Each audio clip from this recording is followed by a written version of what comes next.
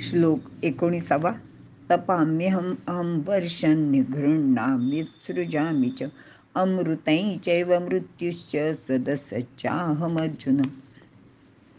अर्थ: हे अर्जुना, मी सूर्यरूपाने तळपतो, पर्जन्याला आधार देतो आणि पर्जन्य पाडतोही.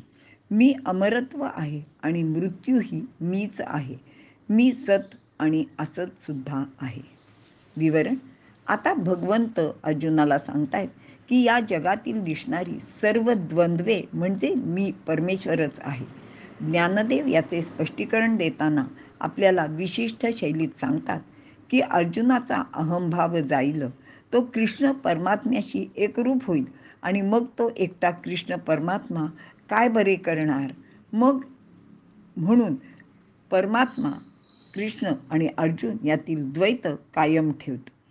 आणि भगवंताच्या मनात काय येतं ते माऊली पुढील ओवीत सांगतायत. विपाये अहंभावो ययाचा जाईल, मी तेची हा जरी होईल, तरी मग काय कीजेल एकलेया.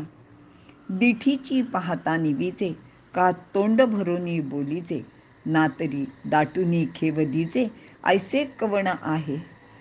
म्हणजे भगवंताच्या मनात असं येतं आहे की ह्याचा अहंभाव गेला आणि हा जर माझ्याच रूपात सामील झाला तर मग मी दुसऱ्या कुणाला आपल्या नजरेने पाहणार आणि त्याच्याशी अगदी मनापासून तोंड भरून कुणाशी बोलणार किंवा त्याला मिठी तरी कशी मी देणार. आणि म्हणूनच ह्याचा हा जो द्वैत भाव आहे हा कायम ठेवण्याचे काम भगवंत इथे करत आहेत.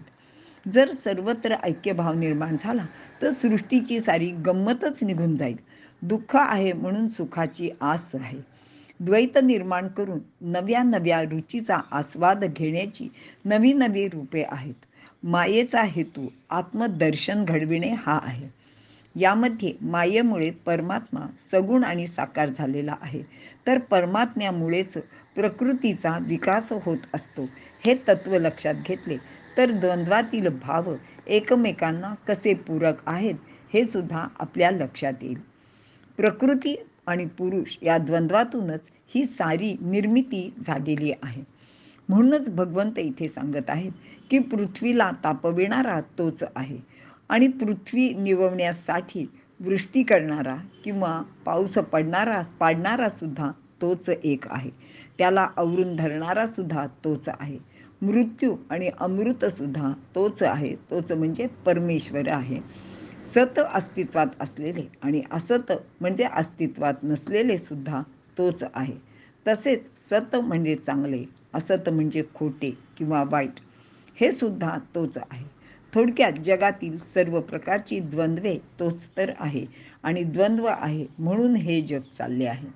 जग चालविण्यासाठी दोन्ही प्रकारची रूपे भगवंत घेतो. आणि याबद्दल डॉक्टर वर्तक आपल्या पुस्तकात असे सांगतात की ही संकल्पना म्हणजे ही द्वंद्वाची संकल्पना किंवा हे सत्य फक्त भारतीय तत्त्वज्ञानानेच सांगितलेले आहे. कपिल मुनींनी ही संकल्पना सर्वप्रथम सांगितली.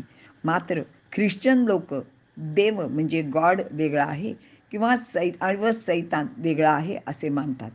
आणि इतकेच नाही तर सैतान आणि देव यांच्या लढाईत बहुतेक वेळा सैतानाचा जय होतो असे सांगताना दिसतात. पण आपल्याकडे मात्र दैवी व आसुरी वृत्ती यांचे लढ्यात नेहमी दैवी शक्तीचा किंवा वृत्तींचा विजय होतो असे सांगितलेले आहे.